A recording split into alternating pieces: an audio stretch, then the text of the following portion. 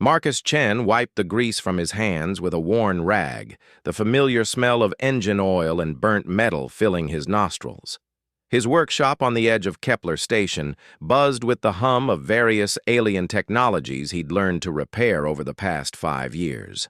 The station served as a neutral trading hub where dozens of species came to refuel, restock, and fix their vessels before continuing their journeys across the galaxy. Most aliens thought humans were nothing special. Sure, they'd joined the Galactic Federation recently, but they were considered a primitive species that got lucky with faster-than-light travel. Marcus didn't mind the dismissive attitudes. It meant cheaper rent for his workshop and less competition for repair jobs. The blast doors to his shop hissed open, letting in the artificial atmosphere of the station's main corridor. Marcus looked up expecting another routine customer, but instead saw something that made him drop his wrench.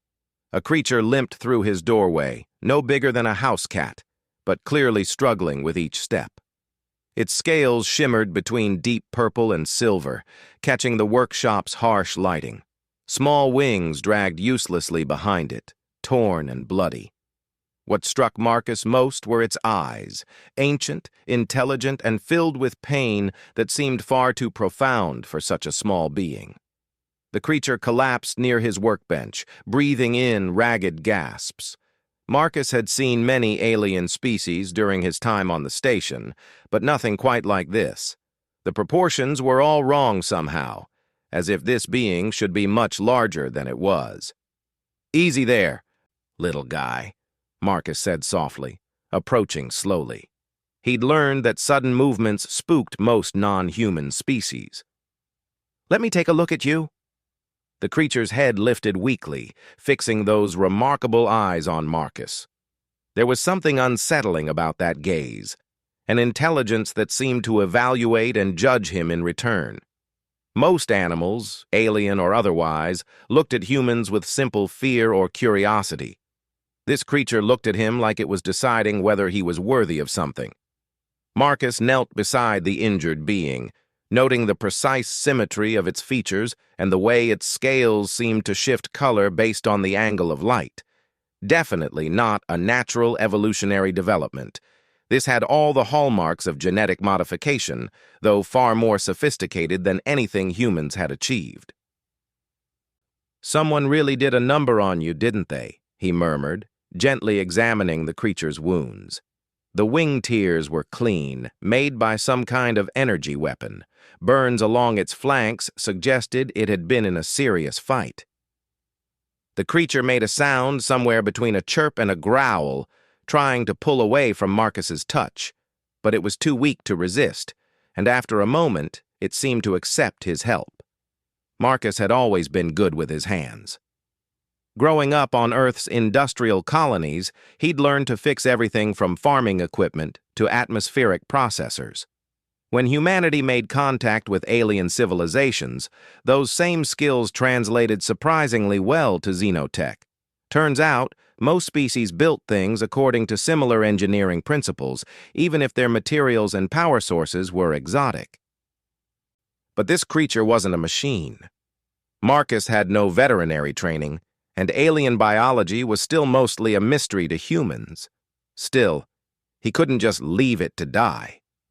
He carefully lifted the creature onto his workbench, noting how light it felt despite its dense-looking scales. "I'm not a doctor, but I know something about fixing things that are broken," he said, more to calm himself than the creature. "Let's see what we can do." The workshop's medical scanner was a basic unit he'd bought for treating his own injuries, but it could analyze alien physiology to some degree.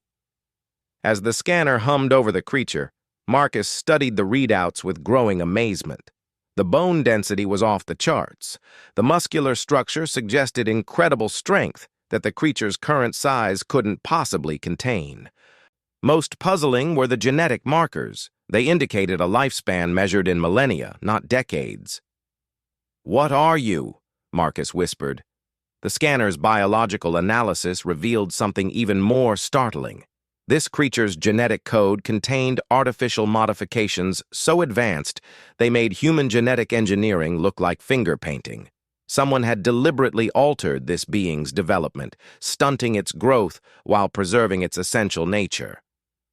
Marcus cleaned the creature's wounds with antiseptic, working carefully around the delicate wing membranes. The burns weren't as bad as they looked, mostly surface damage that would heal with proper care. But the wings concerned him. The tears were precise, deliberate. Someone had wanted to ground this creature permanently. As he worked, Marcus found himself talking to his patient. "You know, I've seen a lot of species come through here. Viridians with their crystalline exoskeletons, Thrakari with their multiple limbs, even some of those gas cloud beings from the nebular territories. But you're different, aren't you?" The creature's breathing had steadied, though it continued to watch Marcus with those penetrating eyes. There was something almost hypnotic about that gaze, as if it was seeing past his surface thoughts into something deeper. Marcus applied synthetic skin patches to the worst of the burns, noting how quickly the creature's natural healing seemed to be taking over. Whatever modifications had been made to its genetics, accelerated healing was apparently one of them. "The bad news is, I can't fix your wings completely," Marcus said, gently probing the damaged membrane. "Not with what I have here. But the good news is, they'll heal. Might take some time, but you'll fly again." For the first time, the creature made a sound that might have been pleased, a low, musical humming that seemed to resonate in Marcus's chest. It was oddly soothing, like hearing a distant song that stirred half-remembered dreams. Marcus set up a small containment field to keep the creature safe while it recovered. It wasn't a cage exactly, more like a protective barrier that would keep other station inhabitants from bothering his patient. The creature seemed to understand the gesture, settling into the soft padding Marcus had provided. "I'll be right back," Marcus said, heading for his terminal. "Going to do some research, see if I can figure out what you are." The Galactic Federation's database was extensive, containing biological records for thousands of known species. But Marcus's searches came up empty. No species matched his patient's unique characteristics. The closest matches were for creatures called Drakari, ancient beings that supposedly went extinct thousands of years ago. According to the records, Drakari were among the first sapient species to achieve spaceflight. They were described as having incredible longevity, immense physical power, and an almost mystical connection to what some species called the deep currents, energy flows that connected all living things. They had supposedly been the dominant species in this galaxy sector, before mysteriously vanishing. Marcus glanced back at his patient, who was watching him with those ancient eyes. "No way," he muttered. "You can't be—" The records indicated that Drakari could grow to enormous sizes. Some reports described individuals as large as starships. They were said to be incredibly intelligent, with abilities that bordered on the supernatural. Most importantly, they had been the original founders of what eventually became the Galactic Federation's Charter of Peaceful Coexistence. But they were supposed to be extinct. The last confirmed Drakari sighting was over 3,000 years ago. Marcus looked at the tiny creature resting in his workshop and felt a chill run down his spine. If this really was a Drakari, then someone had done something unspeakably cruel to it. The genetic modifications weren't just stunting its growth. They were trapping one of the galaxy's most magnificent beings in a form that could never reach its true potential. Over the next few days, Marcus found himself spending more time with his unusual patient than working on paying customers. The creature, he'd started thinking of it as Drake, for obvious reasons, showed remarkable intelligence. It seemed to understand everything Marcus said, responding to questions with different vocalizations and gestures. More surprisingly, Drake began helping with simple repairs. Its small size allowed it to access cramped spaces in alien machinery that Marcus couldn't reach. Despite its diminutive stature, Drake could manipulate components with incredible precision, as if it inherently understood the principles behind even the most exotic technologies. "You're definitely not just any alien pet, are you?" Marcus said as he watched Drake recalibrate a Thessian navigation computer with movements that were almost like a dance. "Someone really screwed you over." Drake's response was a low, mournful sound that made Marcus's chest tighten with sympathy. Word began to spread around Kepler Station about the human mechanic and his unusual assistant.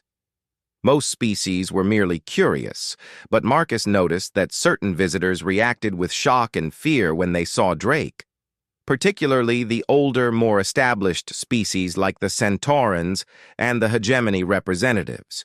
It was a Viridian trader who first confirmed Marcus's suspicions. The crystal-based being took one look at Drake and immediately backed away.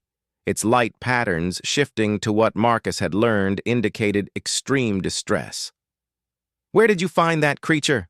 the Viridian asked, its harmonic voice tight with concern. "It wandered into my shop injured," Marcus replied carefully. "Why? Do you recognize the species?" The Viridian's crystalline form flickered rapidly. "That is no ordinary species, human. If my analysis is correct, you are harboring one of the lost ones. The Drakari were said to be extinct, but stories persist of survivors hidden away, their true forms suppressed by those who feared their return." "Their return?" Marcus asked. "Why would anyone fear them?"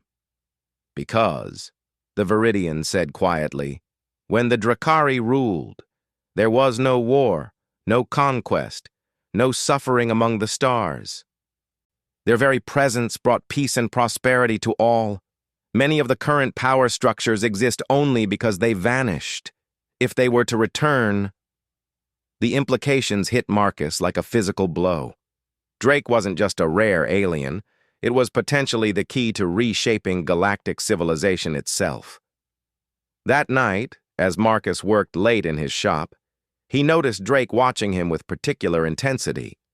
The creature had grown stronger over the past few days, its wounds healing with remarkable speed. But more than that, there seemed to be an awakening awareness in its eyes, as if proximity to someone who truly cared was stirring something that had been dormant. "You understand what's happening, don't you?" Marcus said softly. "You know what you really are." Drake approached slowly, moving with a grace that seemed impossible for its size. When it reached Marcus, it did something unexpected. It placed one small, scaled hand on Marcus's wrist and began to hum that strange musical sound. Suddenly, Marcus felt something he couldn't describe. Images flashed through his mind, vast starships moving between worlds, species of incredible diversity working together in harmony, and at the center of it all, magnificent beings of scales and wings, whose very presence seemed to calm the universe itself. The vision lasted only seconds, but it left Marcus breathless. "You're showing me your people," he whispered. "They really were as incredible as the stories say." Drake's eyes held infinite sadness, but also something else. Hope, perhaps. As if for the first time in ages, it believed that things might change. Marcus made a decision that would alter the course of his life and potentially the galaxy itself. "I don't know who did this to you, but I'm going to help you become what you're meant to be, even if it's dangerous, even if the whole galaxy turns against us." Drake's response was a sound Marcus had never heard before, pure crystalline notes that seemed to harmonize with the very atoms of the air around them. For just a moment, the workshop was filled with an indescribable sense of peace and possibility. Neither Marcus nor Drake noticed the small surveillance drone that had been watching them from the shadows, recording everything.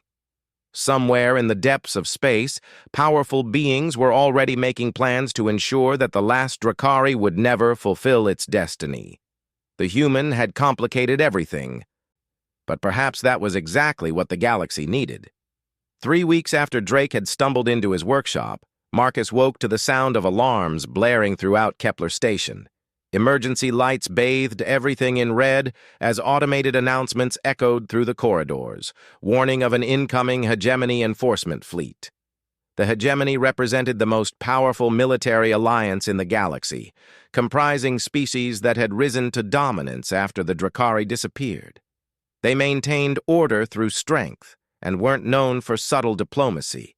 Their arrival at a peaceful trading station like Kepler could only mean one thing. They were here for Drake. Marcus rolled out of his cot in the workshop's back room to find Drake already awake. Scales shifted to an almost black coloration that Marcus had learned indicated stress or danger. The creature's head was tilted upward, as if listening to something beyond normal hearing range. "They're coming for you, aren't they?" Marcus said, not really expecting an answer. Drake made a complex series of sounds that Marcus was beginning to recognize as a form of language. Over the weeks of working together, they'd developed a crude but effective communication system. This particular combination of tones conveyed urgency and warning. "Yeah, I figured as much," Marcus muttered, pulling on his work clothes. "Question is, what do we do about it?" Through the workshop's small viewport, Marcus could see the massive shapes of hegemony dreadnoughts taking position around the station. Their dark hulls bristled with weapons capable of reducing Kepler Station to debris in minutes. This wasn't just a police action. This was an overwhelming show of force. Marcus's comm unit chimed with an incoming message from Station Commander Valdris, a reasonable Altharian who'd always treated human residents fairly. The blue-skinned commander appeared on screen looking haggard and worried. "Marcus, I'm sorry to bother you this early, but we have a situation. The hegemony claims there's a dangerous alien creature aboard the station, and they're demanding a full search of every facility. They've specifically mentioned your workshop." "What kind of creature?" Marcus asked, though he already knew the answer. "They're calling it a genetic anomaly with potential threat capabilities. Look, I've known you for years, and you've never caused trouble. But these hegemony types aren't the negotiating kind. If you're hiding something—" "Commander," Marcus interrupted, "what do you know about the Drakari?" Valdris's expression changed immediately, his large eyes widening with recognition and fear. "Marcus, please tell me you haven't found one." "What would happen if I had?" The Altharian commander was quiet for a long moment. "The hegemony has standing orders to eliminate any Drakari survivors on sight. They've been hunting them for thousands of years. Marcus, if you really have found one, then you're both in mortal danger." "Why? What are they so afraid of?" "The same thing every tyrant fears," Valdris said quietly. "The return of justice. The Drakari didn't just bring peace, they brought accountability. Species that had grown powerful through exploitation and war couldn't maintain their dominance with Drakari oversight. When the Drakari vanished, it created a power vacuum that the current ruling species were quick to fill." Marcus looked over at Drake, who was watching the conversation with those ancient, knowing eyes. "And if a Drakari returned to full strength?" "It would mean the end of the hegemony as we know it. Maybe the end of warfare and oppression across the galaxy. But they'll never let that happen, Marcus. They'll destroy this entire station before they let a Drakari escape." The connection ended, leaving Marcus alone with the weight of impossible choices. He could surrender Drake and probably save the station, but condemn the last member of the galaxy's most peaceful species to death. Or he could fight, knowing that hundreds of innocent beings would likely die in the crossfire. Drake approached and placed a small hand on Marcus's arm. The gesture was becoming familiar, and Marcus felt that strange mental connection again. This time, though, the images were different. He saw Kepler Station as Drake perceived it, Not just the physical structure, but the web of life and emotion that connected every being aboard. Fear dominated the pattern now, but underneath it, Marcus could sense something else. Hope. Dozens of species who had lived under hegemony rule for generations, accepting oppression as the natural order of things. Deep down, many of them yearned for the return of the legendary peace the Drakari had once brought. "You're not just thinking about saving yourself, are you?" Marcus realized. "You're thinking about saving them. All of them." Drake's response was a complex melody that somehow conveyed both determination and sadness. It knew what it was, what it could become, but also understood the cost of transformation. Marcus made his decision. "All right, little friend, if we're going to do this, we're going to do it right." The human mechanic had spent 5 years on Kepler Station, fixing everything from atmospheric recyclers to quantum drives. He knew every system, every maintenance tunnel, every hidden passage in the entire structure. If anyone could get a small creature off the station undetected, it would be him. But escape wasn't really an option. The hegemony fleet would simply hunt them down, and innocent people would still die. Marcus needed a different approach. He opened his workshop's secure communications array and began broadcasting on frequencies he wasn't supposed to have access to. The signal reached every ship, every terminal, every communications device on and around Kepler Station. "This is Marcus Chen, human mechanic, speaking to anyone who can hear this transmission. 3 weeks ago, I found an injured creature in my workshop. I've since learned that this creature is a Drakari, one of the legendary beings who once brought peace to our galaxy." Across the station, the reaction was immediate. Some species reacted with fear, others with wonder, but everyone was listening. "The hegemony wants to kill this creature because they're afraid of what it represents. They're afraid of a return to the days when might didn't make right, when species worked together instead of fighting for dominance. They're afraid of peace." Marcus looked at Drake, who was watching him with what could only be described as pride. "I'm just a human. My species is new to all this, and we've got a lot to learn. But we've got one thing going for us that seems to be rare out here. We're too stubborn to give up when we know we're right." The workshop's blast doors suddenly buckled inward as hegemony troops began cutting through them with military-grade plasma tools. Marcus had perhaps minutes before they broke through. "Drake," he said, using the creature's name for the first time aloud, "I need you to understand something. I'm not doing this because I expect anything in return. I'm doing it because it's right, because someone needs to stand up to bullies, even when they're really big bullies with space fleets." Drake's response was unlike anything Marcus had heard before, a sound that seemed to resonate not just in the air, but in his bones, his blood, his very soul. Around the workshop, delicate instruments began to harmonize with the sound, creating an otherworldly symphony. And Drake began to change. It started slowly, scales shifting from their muted colors to brilliant hues that seemed to contain their own inner light. The creature's body began to grow, not just in size but in presence, as if reality itself was bending around it. The plasma cutters outside suddenly stopped. On his communications array, Marcus could hear confused voices from the hegemony troops. "Sir, our weapons just stopped working. All of them."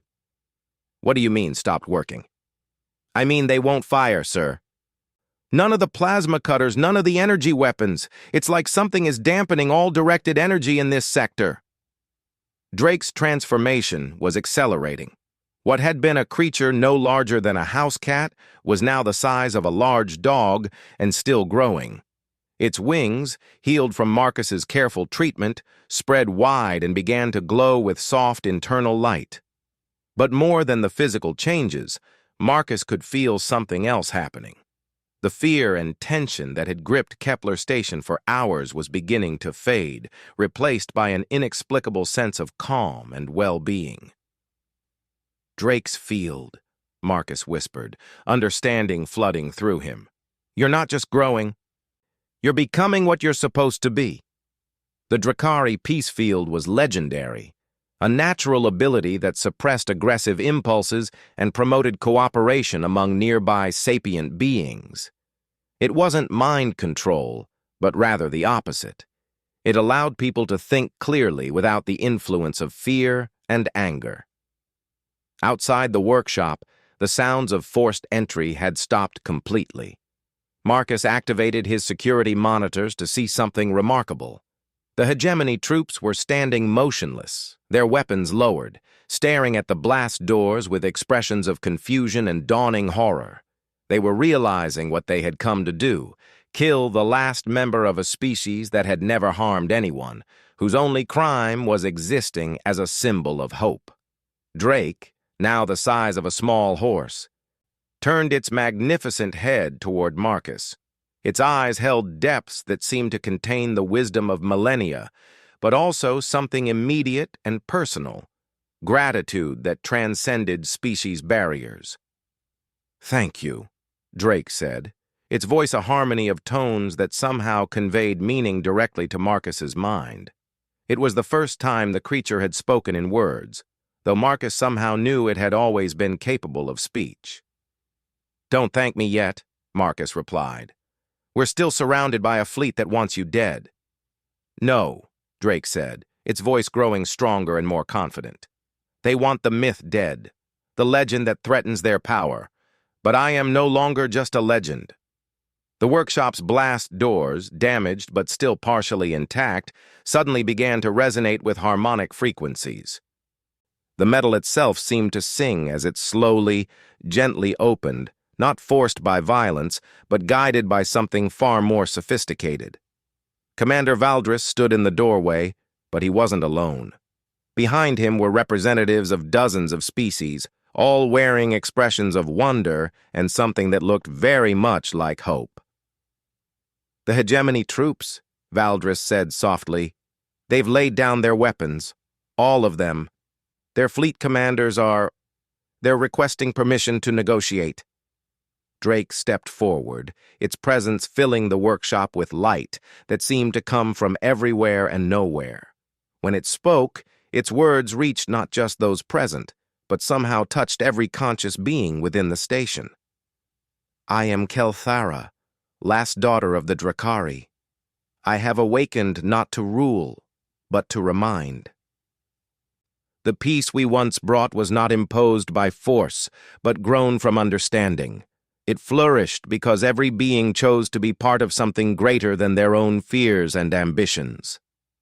Marcus felt tears streaming down his face, though he couldn't have said exactly why. Perhaps it was the beauty of hearing a dying language spoken for the first time in millennia. Perhaps it was the realization that everything was about to change. The human Marcus Chen chose compassion over safety, wisdom over convention.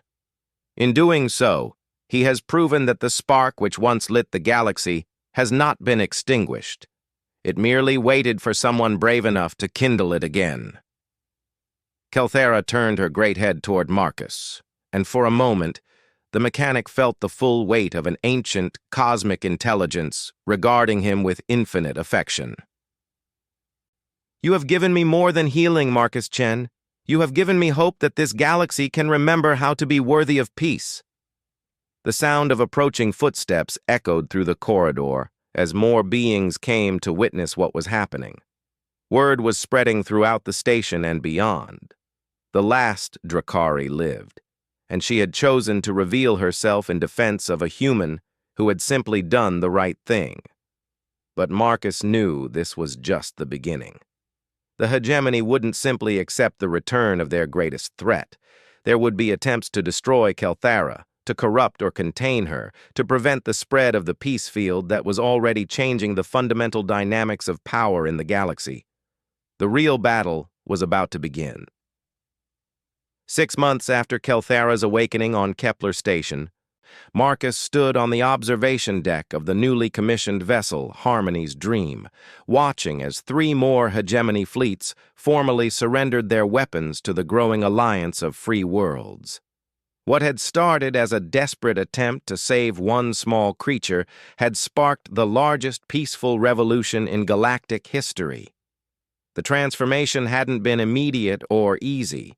The first weeks after Kelthara revealed herself had been chaotic, with hegemony loyalists attempting everything from assassination to propaganda campaigns designed to paint the Drakari as a galactic threat. But something fundamental had shifted when beings across dozens of worlds experienced the peace field firsthand. For the first time in millennia, entire populations remembered what it felt like to think clearly, without the constant background noise of fear and aggression that had defined galactic civilization for so long. Trade disputes that had simmered for decades were resolved in hours. Ancient ethnic conflicts simply evaporated as people realized how pointless their hatred had been.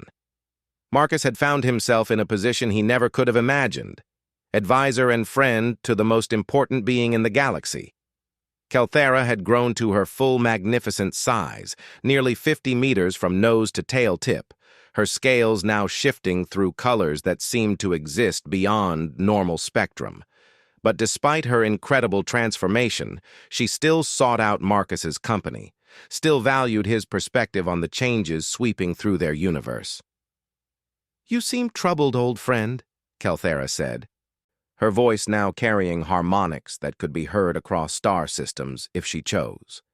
Despite her growth, she had learned to modulate her communication so that Marcus could hear her without being overwhelmed.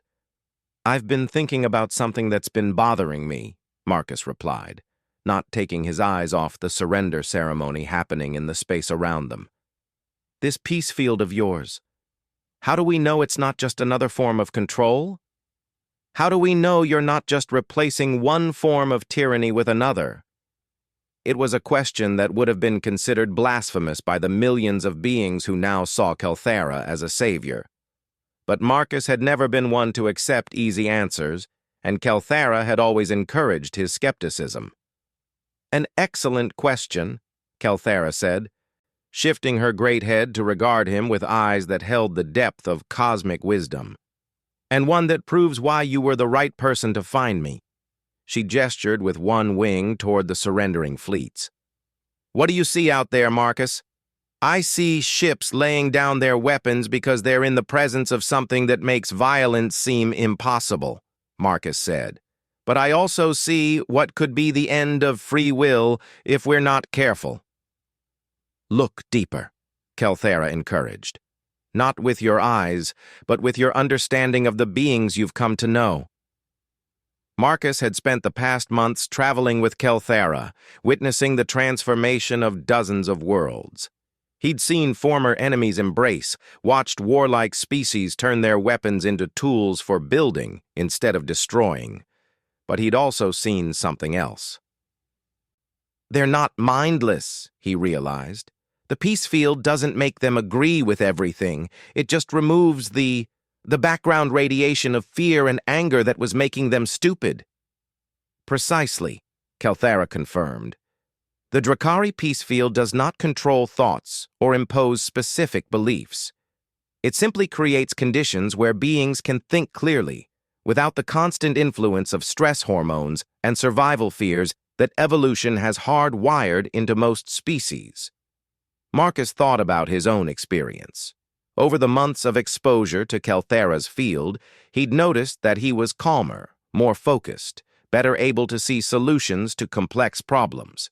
But he'd also become more willing to voice disagreement when he thought Kelthara was wrong about something. The field seemed to enhance independent thought rather than suppress it. "The real test," Marcus said, "is what happens when you're not around. Do these peaceful transformations last?" "Let me show you something," Kelthara said. She activated a holographic display showing data from worlds that had been touched by her presence weeks or months earlier.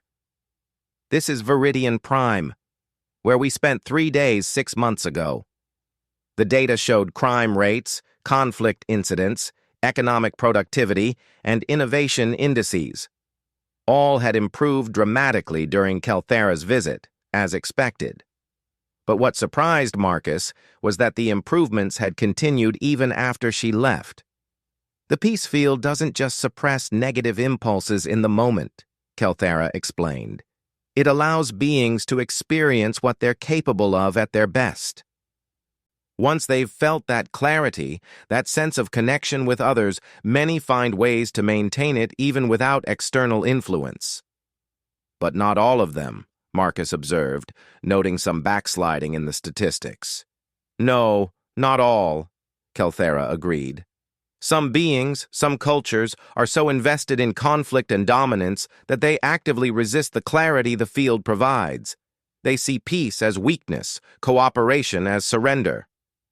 Like the hegemony hardliners, Marcus said, thinking of the faction that had retreated to the galaxy's outer rim, vowing to return and restore the old order. Yes, and they represent the greatest challenge we face. Not because they're militarily superior, they're not, but because they force us to confront a fundamental question about the nature of freedom and choice. Marcus understood. If the peace field could theoretically be used to pacify even the most aggressive beings, did they have the right to impose it? Was it ethical to force peace on those who chose violence? The Drakari faced this same dilemma in ancient times, Kelthera continued. It's why we ultimately chose exile over enforcement. We could have used our abilities to create a galaxy-wide peace field, ending all conflict forever. But we realized that peace without choice isn't really peace. It's just sophisticated slavery. So what's different now? Marcus asked. Kelthera's expression, somehow readable despite her alien features, became something like a smile. Now we have humans. I don't understand. Your species is unique, Marcus. You have an almost supernatural ability to adapt, to find third options when everyone else sees only binary choices. When I was trapped in my stunted form, every other species that encountered me either worshipped me as a legend or feared me as a threat. Only a human saw me as simply a being in need of help. Marcus felt uncomfortable with the praise. I'm not that special. Any decent person would have done the same thing. Perhaps, Kelthera said, but your species produces decent people with remarkable consistency. Look at the data. New displays showed the integration of human settlements into the growing alliance. In every case, human communities served as stabilizing influences, helping former enemies find common ground, mediating disputes, developing innovative solutions to resource conflicts. Humans don't just adapt to peace, Kelthera observed. You actively create it. Even in the absence of any peace field. You seem to instinctively understand that cooperation is more beneficial than conflict. We're also pretty good at war when we need to be, Marcus pointed out. True. But you wage war to end war, not to perpetuate it. When humans fight, it's usually to protect those who can't protect themselves, or to remove obstacles to peace. The hegemony fought to maintain their dominance. There's a fundamental difference. Marcus considered this. Human military forces had indeed played crucial roles in the alliance's formation, but primarily in defensive actions and in providing security for newly liberated worlds. Human diplomats and engineers were even more important, helping former enemies rebuild their relationships and their civilizations. So what happens next? Marcus asked.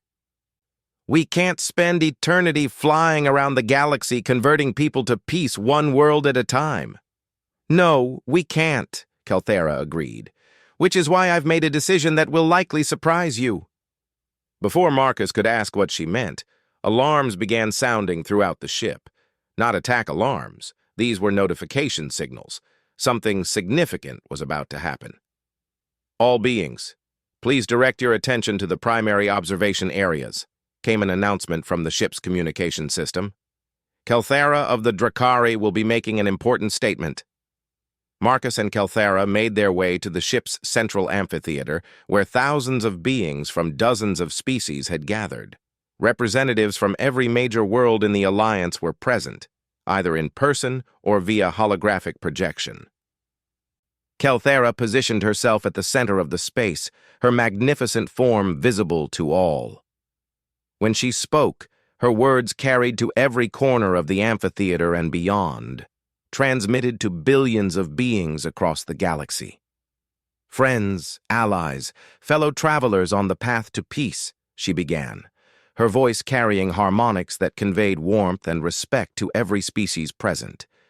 6 months ago, I was awakened from a centuries-long imprisonment by a simple act of kindness from a human mechanic who saw a suffering creature and chose to help. Marcus felt thousands of eyes turned toward him, but Kelthera continued before he could feel too uncomfortable. That act of kindness has grown into a movement that spans star systems.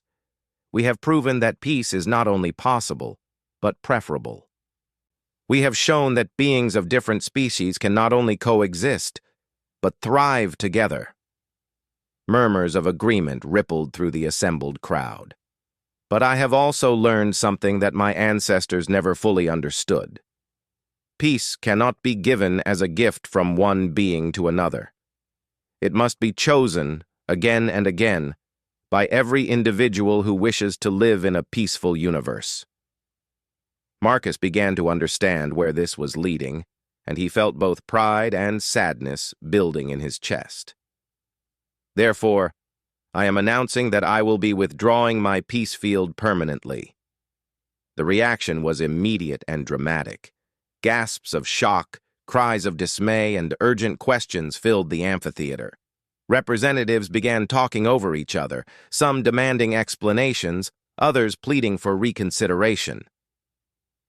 Kelthera waited patiently for the noise to subside before continuing. "I am not abandoning you. I am graduating you. Over these past months, you have all experienced what peace feels like. You have seen what your civilizations can accomplish when fear and aggression don't drive your decisions. You know now what is possible." "But what about the hegemony?" called out a Thessian representative. "What about the species that choose conflict?" "What about them?" Kelthera replied. "Will you allow them to dictate your choices? Will you return to war simply because they prefer it?" Marcus stood up, drawing attention from the crowd. "She's right," he said, his voice carrying clearly in the suddenly quiet amphitheater. "We've all been acting like peace was something that could only exist in the presence of a Drakari peace field. But humans never had that field, and we still chose cooperation over conflict more often than not." "Easy for humans to say," grumbled a Centauran delegate. "Your species hasn't been fighting the same wars for thousands of years." "No," Marcus agreed. "We've been fighting different wars every generation, and we've gotten pretty tired of it. That's why we keep trying to find better ways." Kelthera's great head turned toward Marcus with obvious affection. "Marcus Chen has demonstrated something that I hope all of you will remember. Peace isn't about the absence of conflict. It's about choosing to resolve conflict in ways that make everyone stronger." "But what if we fail?" asked a young Viridian. "What if we go back to the old ways?" "Then you'll have the chance to choose again tomorrow," Kelthera said simply. "And the day after that. And the day after that. The capacity for peace exists in all of you. I've simply shown you how to access it." Over the following weeks, Marcus watched as Kelthera gradually reduced the influence of her peace field. The transition wasn't perfectly smooth. There were disputes, setbacks, moments when old conflicts threatened to flare up again. But something remarkable happened. The alliance held together, not because they were forced to by some external power, but because they chose to. Humans played crucial roles as mediators and problem solvers, but every species contributed something unique to the growing civilization. Marcus found himself appointed as the first human ambassador to the Drakari, though Kelthera laughingly pointed out that since she was the only Drakari, the position was largely ceremonial. Still, it gave him a platform to help establish the principles that would guide the alliance in the years to come. The hegemony hardliners did eventually return, launching what they clearly expected to be a devastating surprise attack on the Alliance's core worlds. They were met not by military might, but by something they had never encountered before, a coordinated defense mounted by dozens of species working in perfect cooperation. The attack failed, not because it was overwhelmed by superior firepower, but because it was simply irrelevant. The Alliance had moved beyond the need for military dominance. They had found strength in cooperation, prosperity in trade, and security in mutual support. Years later, Marcus often reflected on how much the galaxy had changed. Kelthara still lived among them, but as an elder and advisor rather than a leader. She spent her time teaching, sharing the accumulated wisdom of the Drakari with any being willing to learn. The peace wasn't perfect. There were still conflicts, still disagreements, still beings who chose aggression over cooperation. But the Alliance had learned to handle these challenges without descending into the cycles of violence that had once defined galactic civilization. And at the center of it all was a simple truth that a human mechanic had demonstrated in a small workshop on a trading station. Sometimes the most powerful force in the universe is just being willing to help someone in need. Marcus Chen had saved a small, injured creature because it was the right thing to do.